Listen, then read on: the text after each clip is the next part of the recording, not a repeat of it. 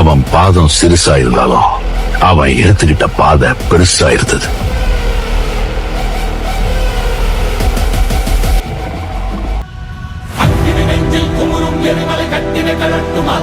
இனிமே நீதான் பாஷா.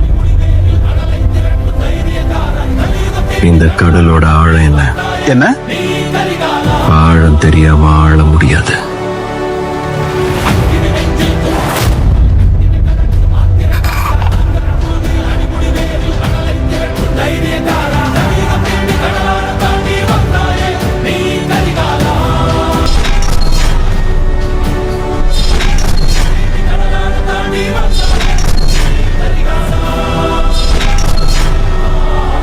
Yeah, come in.